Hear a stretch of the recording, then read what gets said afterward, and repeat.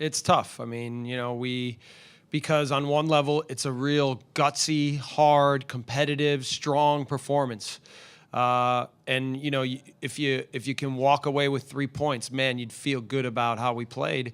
But then the fact that we managed to now let them back in, it has everybody searching for answers a little bit. So, there's two ways to approach it. You can either really look hard and and talk about all the little details and try to figure out exactly how to put your finger on it. But I feel like every game it's been something different. Now tonight we give them a penalty, it's a free kick, or it's a set piece, which we've been really good on set pieces all year. It's more, it's a mentality that it's like, here we go again. So my question as the coach is, how do I use my subs? How do I encourage a mentality? How much anxiety do I want to put into it versus how much do I believe that it's coming and that it's going to turn the corner at some point? Is that point going to be too late where we can't then now learn from it in the right way and have it make us better? Ultimately, the hope is that we can find a way to manage this, use it to make us stronger, come playoff time when we get leads on the road, make sure that we don't give things away. But until we do that, it's obviously concerning for everybody. But no panic. I mean, 8 games we haven't lost, 10 in all competitions. So, to start to panic about this would be the absolute wrong thing to do.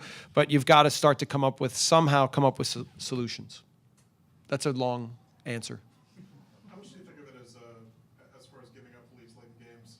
How much do you think of it as a mental thing? I mean, is it a thing where you think the guys in the field feel it creeping in? It's happened before.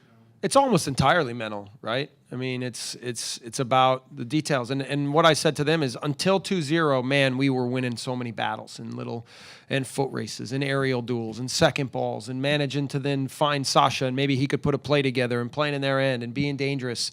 And it was almost like at 2-0, then they flipped the switch and they said they're going to be more aggressive and go after it, and we stopped winning those battles. So how much of it is them? How much of it is us? You have to give them some credit, but it's a trend that we've seen with us, so we've got to figure out how to address it.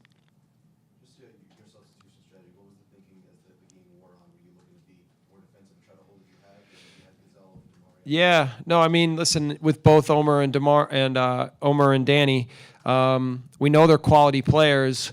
It's also not a day for soccer, right? It's a day for like a brawl. And, trying to throw them into a game like that when not knowing what to expect, want to set those guys up to succeed. Now, that being said, when we put Danny Royer in, I thought he helped the game a lot and actually did quite well. So how do you, could I have used more subs? Could I have used them earlier? I'll certainly analyze that, and maybe that's the case. But in the end, I thought we had the guys on the field that could get the job done. Just with the weather delay, the lightning delay, what did you do? I know it was early in the match, but what do you do when you talk to the guys when you have to wait for everything to just subside and then get back into? Yeah, well, I actually ran upstairs and watched the first 9 minutes of the game on video just to see, what was happening in the game, and then we adjusted certain things on set pieces, and then we kind of built that into how we were going to go forward. And then the main thing I said is I didn't feel like we were up for the competitive challenge. Like, DC started the game winning so many of the little battles and second balls in the midfield, and I reminded them, that this is what the game was going to be, especially on a wet day and everything else. So had to kind of remind them that, last time we came down here, we did a terrible job with meeting that standard or setting that standard within the match, and reminded them that, I can cheerlead all I want, but we need them to understand internally how to handle that. And to be fair, they did. They did. From the 9th minute until whatever, the 71st minute, I thought that game was handled quite well.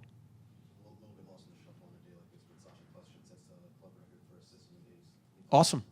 So he got, I guess, on the... All right, good. Yeah, listen, Sasha's been great. He's been great. And now he's, I think, 6 away from the all-time record, right? Isn't it 21? Yeah. So, I mean, that part's, he had a lot of little plays that fell to him, almost chipped Hamid in the second half. In a hard day, he still battled and fought. And then when balls fell to his feet, he put some good plays together. So, all in all, a great day for him. A little unfortunate not to help us get more. Yeah, good.